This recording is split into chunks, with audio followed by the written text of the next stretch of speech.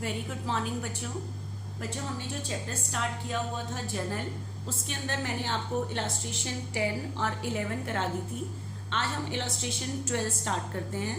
देखना बच्चे ध्यान से, जब मैं आपको कोई इलास्ट्रेशन करा रही हूँ उसमें आपने आगे अपनी बुक खोल के बैठनी है ताकि आप ट्रांजेक्शन्स को देख पाओ कि क्या मैं आपको बता रही हूँ। ठीक है, अब एक और चीज़ आपको पता है कि we maintain the accounts on the behalf of business. हम अकाउंट किसकी तरफ से बनाते हैं? बिजनेस की तरफ से बनाते हैं।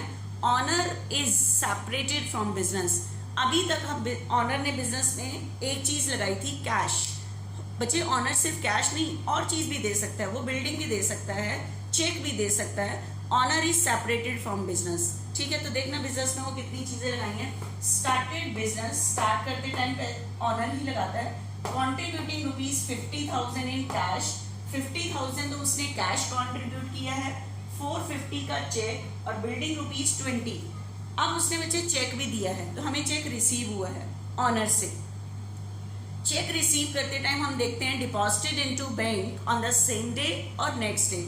आपके पास क्वेश्चन में कुछ नहीं लिखा, तो ये अज्यूम करके चलोगे कि ये चेक उसी दिन हमने बैंक में डिपॉजिट कर दिया था, तो हमारे पास कैश नहीं आएगा, चेक भी आने की एंट्री नहीं करोगे, आपके डायरेक्ट बैंक अकाउंट में पैसे आ रहे हैं। तो तीन चीजें ऑनर ने दी हैं। एक तो कैश दिया, उसके लिए तो वर्ड यूज होगा कैश अकाउंट डेबिट, क्योंकि बिजनेस में कैश आ रहा है 50,000।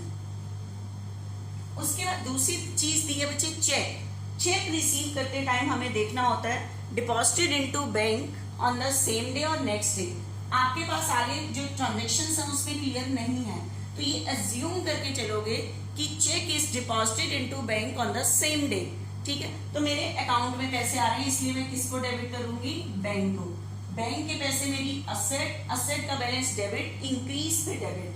ठीक है, तो ये मेरे पास 4,50,000 आ गए। उसके बाद तीसरी चीज ऑनर ने क्या दी है? Building.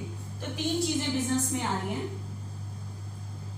Building account debit 20 lakh. तो लेकिन बच्चे ये सारी चीजें किसने लगाई हैं? ऑनर ने।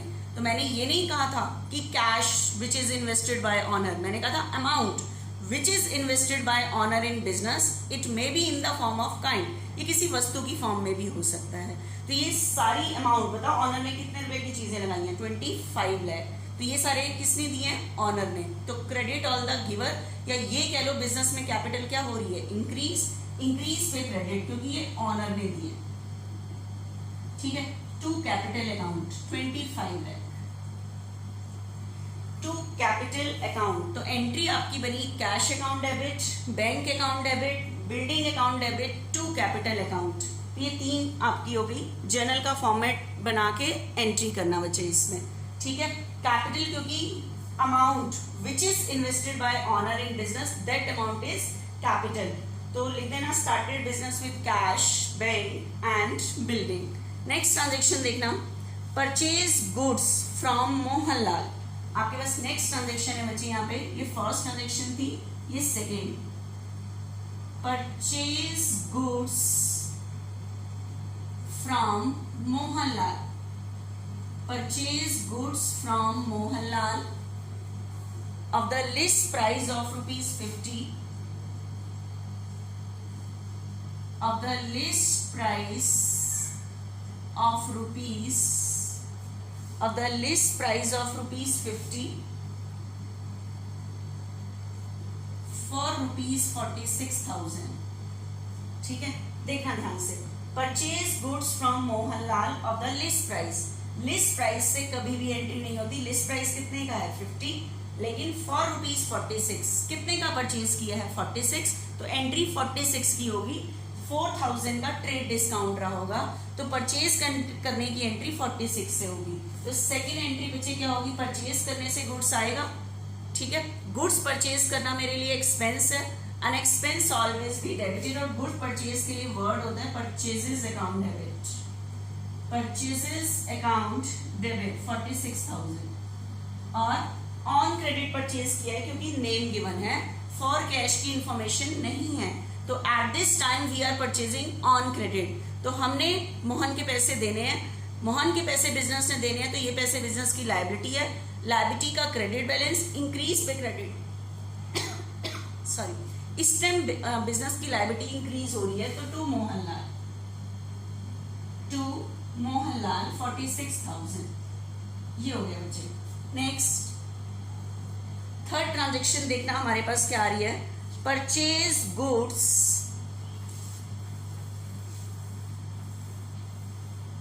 आपके पास थर्ड ट्रांजेक्शन है बच्चे। Next purchase goods costing ₹1 lakh, purchase goods costing ₹1 lakh, costing ₹1 lakh from Sahil and Company, from Sahil and Company, इससे गुड्स परचेज किया है हमने, ठीक है। Purchase goods from Sahil and company, Sahil and company से बच्चे गुड्स परचेज किया है, ठीक है। Paid 60% immediately, paid 60% amount immediately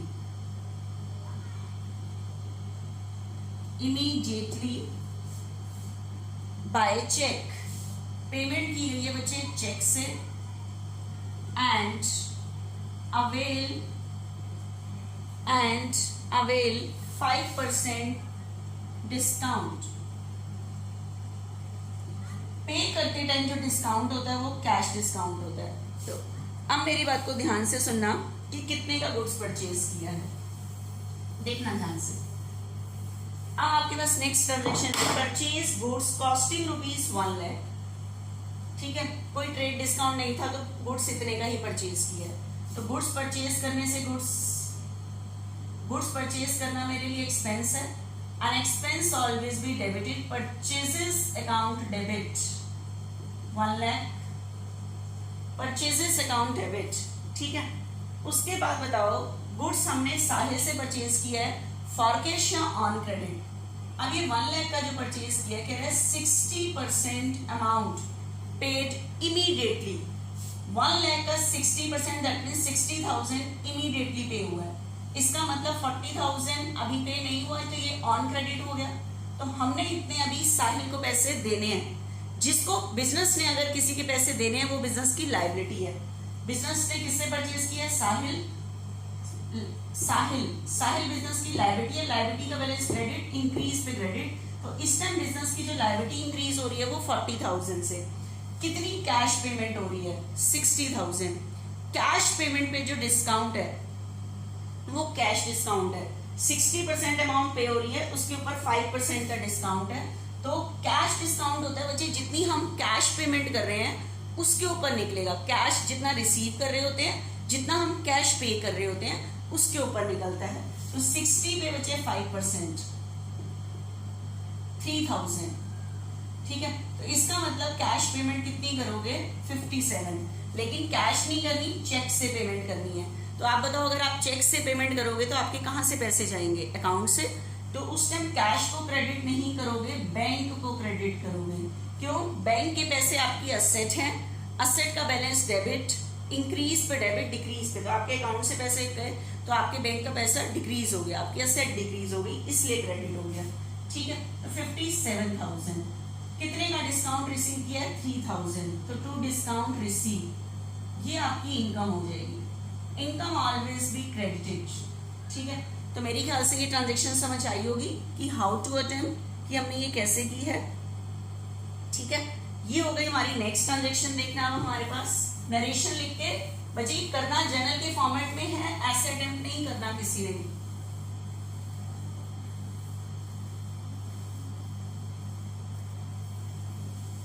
देखना ध्यान से। नेक्स्ट है बच्चे sold goods to Kishore and company, sold goods to Kishore and company, sold goods to Kishore and company, sold goods to Kishore and company of the list price of the list price of rupees 40,000 for rupees 38,000। हाँ बच्चे, list price 40 है लेकिन cell किया 30 है, list price से entry नहीं होगी। Plus on credit, क्योंकि फॉरकैश गिवन नहीं है तो नेम गिवन है, इसलिए ऑन क्रेडिट एज्यूम करेंगे। तो sold goods to Kishore for rupees 38,000। तो गुड्स सोल्ड करना मेरी इनकम, इनकम ऑलवेज भी क्रेडिटेड, और गुड्स सोल्ड के लिए वर्ड यूज होता है सेल्स। 38,000 किसको सोल्ड किया है? किशोर को। तो किशोर ने हमारे पैसे देने हैं, जिसने हमारे पैसे देने होते हैं वो हमारा डेटर। डेटर बिजनेस की असेट, असेट का बैलेंस डेबिट, इंक्रीज पे डेबिट। तो किशोर डेटर इंक्रीज हो गए, किशोर डेबिट टू सेल्स 38। ठीक है, तो ये आपके पास ट्रांजेक्शन होगी। नेक्स्ट, अब देखना नेक्स्ट और ट्रांजेक्शन।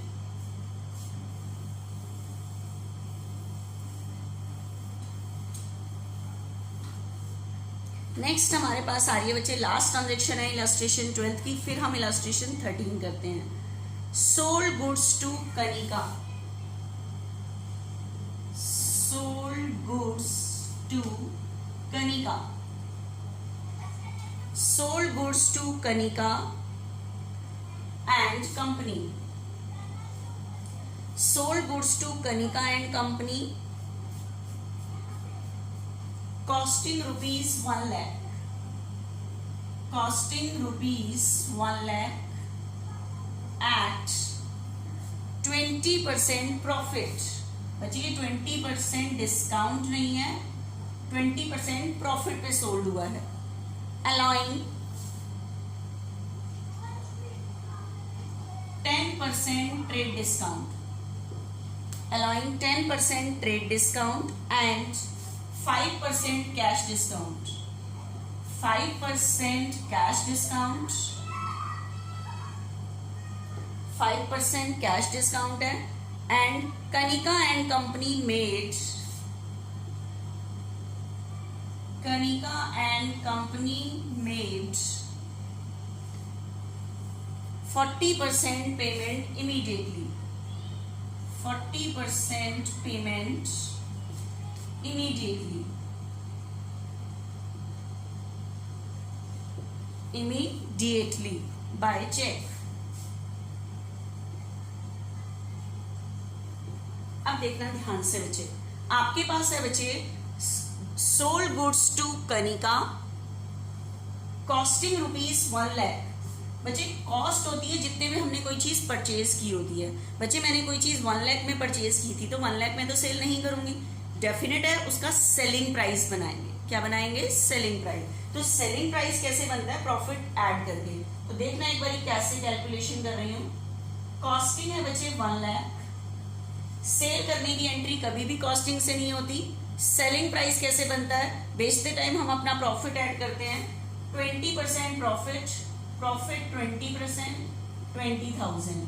तो ये जो मेरे पास आया बच्चे ये है सेलिंग प्राइस। जो आपको एक प्राइस गिवन होता है सेलिंग प्राइस 120, इसके ऊपर ट्रेड डिस्काउंट निकलेगा। एंट्री वैसे इतने से होती लेकिन 10% कह रहा है ट्रेड डिस्काउंट है, तो 10% सेलिंग प्राइस बनाने के बाद ट्रेड डिस्काउंट लेस करोगे, लेस 10% ट्रेड डिस्काउंट, 120 का 10% 12,000। इसका मतलब गुड्स सोल्ड करने की जो एंट्री होगी वो कितने से होगी? 1,08,000 से तो एंट्री आपकी स्टार्ट ही होगी। ठीक है, यहां से एंट्री स्टार्ट होगी क्योंकि सेल करने की एंट्री में ना प्रॉफिट दिखाते हैं, ट्रेड डिस्काउंट मैंने पहले से ही मना कर दिया था। तो ध्यान रखना, पहले सेलिंग प्राइस बनाओ उसके बाद ट्रेड डिस्काउंट लेस करो। तो बताओ गुड्स सोल्ड करना हमारी income, income always be credited 1,08,000। लेकिन अब देखते हैं कैश आ रहा है, क्या है? कह रहा है 40% amount payment immediately by cheque. तो हमने गुड्स सोल्ड किया 1,08,000, इसमें से 40% पेमेंट चेक से आ रही है तो 60% ऑन क्रेडिट हो जाएगी। तो देखना एक बार 1,08,000 का 40%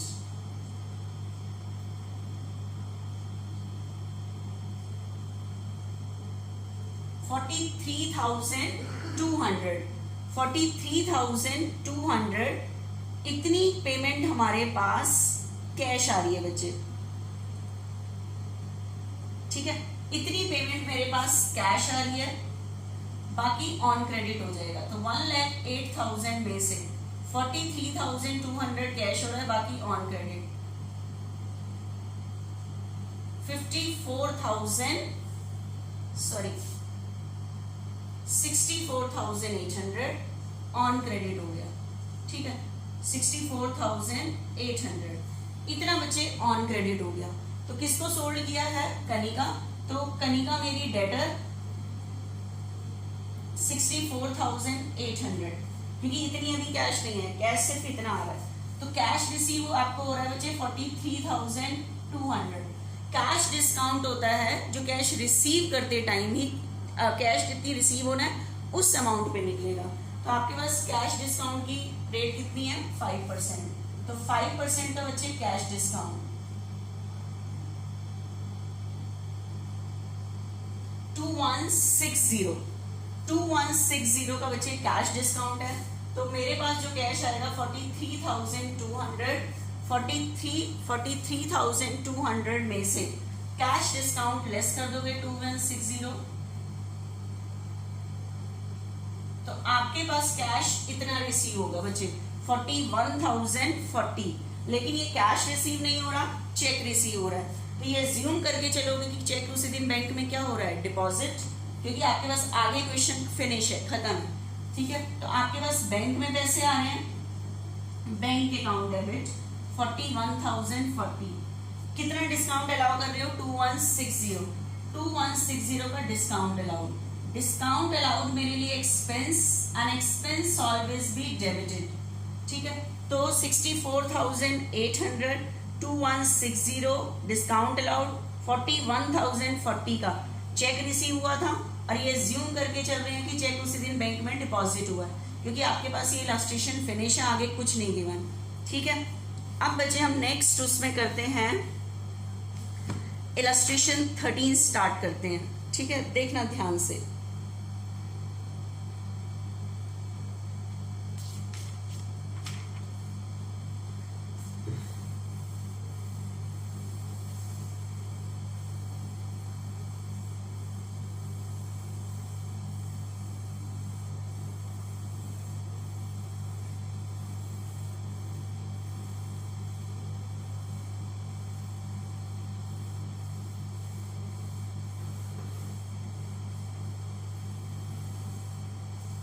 देखना बच्चे, नेक्स्ट इलस्ट्रेशन हम 13 स्टार्ट करते हैं। इसके अंदर क्या है? सेम इलस्ट्रेशन में कह रहा है पास्ट जर्नल एंट्रीज, ठीक है। तो देखना फर्स्ट ट्रांजेक्शन में क्या कह रहा है? Paid into bank, paid into bank. First March की ट्रांजेक्शन है बच्चे, paid into bank. Paid into bank that means deposited into bank. Paid into bank, paid into bank for opening a current account, for opening a current account। Current account कहते हैं बच्चे bank account को। किसको कहते हैं? Bank account को कहते हैं। बिजनेस में जो डेली की ट्रांजेक्शन्स के लिए जो अकाउंट खुलते हैं, क्योंकि बिजनेस में इतनी ट्रांजेक्शन्स होती रहती हैं, इतने लोग चेक देते रहते हैं, हम भी चेक से पेमेंट करते हैं, तो उसके लिए जो अकाउंट खुलता है वो बैंक अकाउंट, उसको नाम देते हैं करंट अकाउंट, और ये बिजनेस में ही खुलता है बस। बैंक बिजनेस की ट्रांजेक्शन्स करने के लिए जो अकाउंट खुलता है वो बैंक अकाउंट, उसको कहते हैं करंट अकाउंट, ठीक है। तो देखना, paid into bank for opening a current account. Current account बच्चे एक चीज बताओ, अगर हम बैंक में कोई अकाउंट खोलते हैं, आज तो जीरो अमाउंट से भी खुल जाता है, लेकिन अकाउंट में अगर आपने बैंक में अकाउंट खोला है तो उसमें आपने कुछ पैसे डिपॉजिट कराए, तो बताओ डिपॉजिट कराए तो आपके पास से बिजनेस से जाएगा क्या? कह रहा है पेड इनटू बैंक, बैंक में जमा किए, किस लिए? For opening a current account, मतलब बैंक अकाउंट, बैंक अकाउंट खोलने के लिए। तो मतलब बैंक अकाउंट खोलने के लिए पैसे जमा किए, तो बताओ बिजनेस से जाएगा क्या? कैश। कहाँ डिपॉजिट किया है? बैंक में। करंट अकाउंट बैंक अकाउंट को कहते हैं, मतलब बैंक में पैसे डिपॉजिट किए, और बैंक में पैसे आए, बैंक के पैसे मेरी असेट, असेट का बैलेंस डेबिट, इंक्रीज पे डेबिट, तो अकाउंट में पैसे आ गए, तो ये बैंक में डिपॉजिट करने की एंट्री हो गई 25,000। ठीक है, नेक्स्ट देखना। नेक्स्ट ट्रांजेक्शन बच्चे मेरे पास आ रही है गुड्स परचेज 2 मार्च की। Goods purchase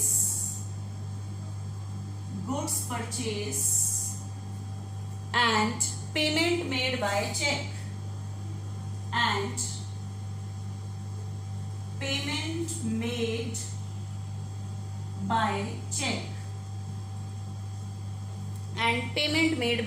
rupees 10,000। Goods purchase, क्या परचेज किया है? गुड्स। और पेमेंट किससे की है? चेक से की है। मतलब आपको मैंने कहा था अगर हम चेक से पेमेंट करते हैं तो आपको ये देखने की जरूरत नहीं है कि उसने वो चेक बैंक में डिपॉजिट कराया या नहीं। चेक से पेमेंट कर रहे हो मतलब आपके अकाउंट से पैसे जा रहे हैं। तो गुड्स परचेज करना मेरे लिए expense, N expense always be debited. Goods purchase के लिए वर्ड यूज होगा परचेजेस, और पेमेंट किससे हो रही है? चेक से। तो पैसे कहाँ से जाएंगे? अकाउंट से। तो कैश की जगह किसको क्रेडिट करोगे? बैंक को, क्योंकि पेमेंट आप चेक से कर रहे हैं बच्चे। ठीक है, मेरे ख्याल से ये क्लियर हुआ होगा। नेक्स्ट देखना, ट्रांजेक्शन हमारी आ रही है विड्रॉ फॉर प्राइवेट यूज। आपके पास नेक्स्ट ट्रांजेक्शन, थर्ड ट्रांजेक्शन है। क्या ट्रांजेक्शन है? विड्रॉ फॉर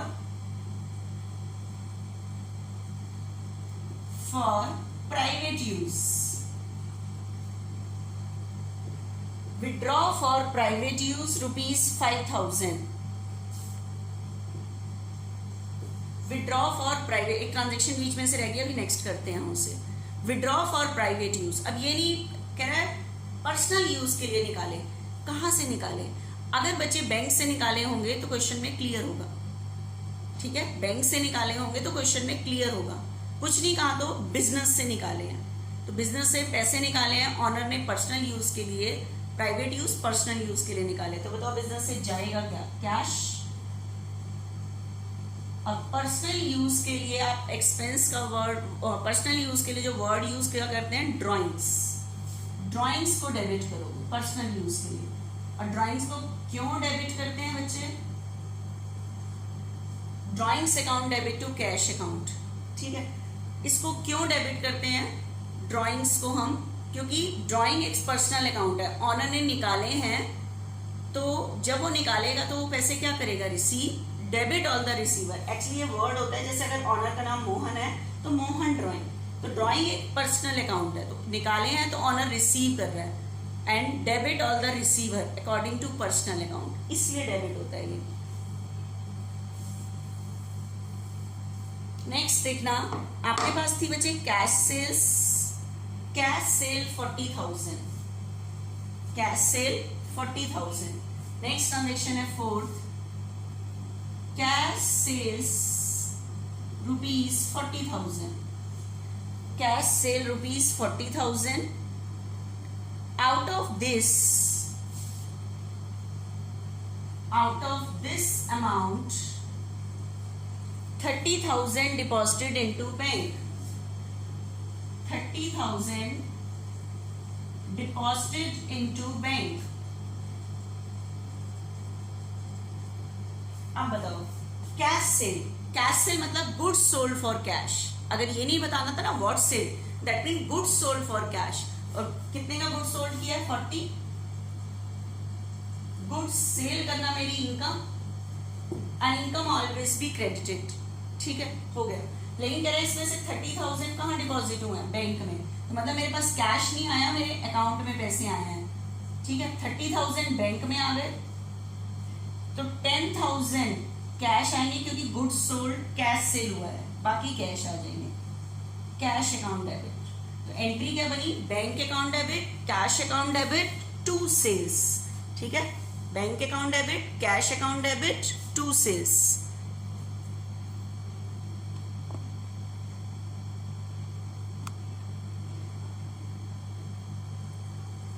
देखना बच्चे नेक्स्ट,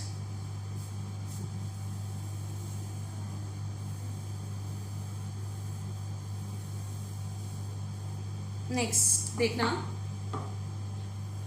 विड्रॉ फ्रॉम बैंक। आपके पास नेक्स्ट ट्रांजेक्शन है withdrawn withdraw from bank for private use. Private use के लिए निकाले हैं बच्चे। इस बार कहां से पैसे निकाले हैं? बैंक से। विड्रॉ फ्रॉम बैंक, बैंक से पैसे निकाले हैं। तो बताओ, बैंक से पैसे निकाले हैं तो मेरे अकाउंट से पैसे जाएंगे। बिजनेस से निकालते तो मेरे बिजनेस से कैश जाता। बैंक से निकाले हैं तो बैंक से निकाले हैं तो मेरे अकाउंट से पैसे जाएंगे। बैंक के पैसे मेरी असेट, असेट का बैलेंस डेबिट, इंक्रीज पे डेबिट, डिक्रीज पे गया, निकाले तो डिक्रीज हो गया। लेकिन किस लिए पैसे निकाले हैं? Private use. तो ऑनर ने पर्सनल यूज के लिए निकाले हैं। तो पर्सनल यूज के लिए आप क्या वर्ड यूज करते हो? ड्रॉइंग्स। तो आपकी एंट्री बनेगी drawings account debit to bank. अगर बिजनेस से पैसे निकालता है तो कैश जाता है, बैंक से निकाले हैं तो अकाउंट से पैसे जाएंगे। तो हमारी एंट्री बनेगी drawings account debit to bank. ठीक है, नेक्स्ट देखना। अब बच्चे यहाँ पे नेक्स्ट ट्रांजेक्शन है, सिक्स्थ है, ये वाली 56, withdraw from bank. Withdraw from bank, bank से निकाले। ठीक है, ₹12,000, ₹12,000। अब बताओ, रीजन नहीं बताया, सिर्फ कह रहा है बैंक से पैसे निकाले। तो we maintain the account on the behalf of business. तो बताओ, बैंक से पैसे निकालोगे तो आपके पास आएगा क्या? कैश। ठीक है, आपके पास आएगा क्या? कैश। डेबिट वर्ड कम से आने वाली चीज डेबिट, तो कैश अकाउंट डेबिट 12,000। कैश आगे निकाले, कहां से चले गए? बैंक से। तो आपके बैंक के पैसे डिक्रीज हो गए। ठीक है, बैंक के पैसे आपकी असेट, असेट का बैलेंस डेबिट, इंक्रीज पे डेबिट, डिक्रीज पे क्रेडिट, तो टू बैंक अकाउंट। जो बैंक में डिपॉजिट करने की एंट्री होती है उसका रिवर्स इफेक्ट चला जाता है हमारे पास। ठीक है, तो डिपॉजिट की एंट्री होती है bank account debit to cash, withdraw की एंट्री होती है cash account debit to bank. यहाँ रीजन नहीं बताया किस लिए निकाले, तो इसका मतलब बिजनेस के लिए निकाले हैं तो बिजनेस में कैश आएगा। अब देखना, लास्ट ट्रांजेक्शन है हमारी यहाँ पे बच्चे,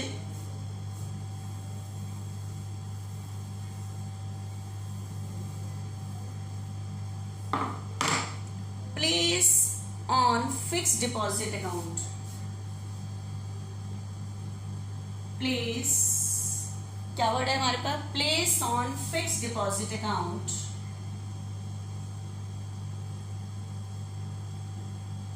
fixed deposit account, place on fixed deposit account at bank by transferring from current account, by transferring from current account। अब सुनना ध्यान से बच्चे, आपको पता है बिजनेस में डेली ट्रांजैक्शन के लिए जो बैंक में अकाउंट खुलता है वो करंट अकाउंट होता है। बच्चे, बैंक में हमारे बहुत सारे अलग अलग अकाउंट होते हैं। फिक्स्ड डिपॉजिट अकाउंट भी होता है कि परमानेंट आपने 5 लाख फिक्स्ड कर दिए डिपॉजिट।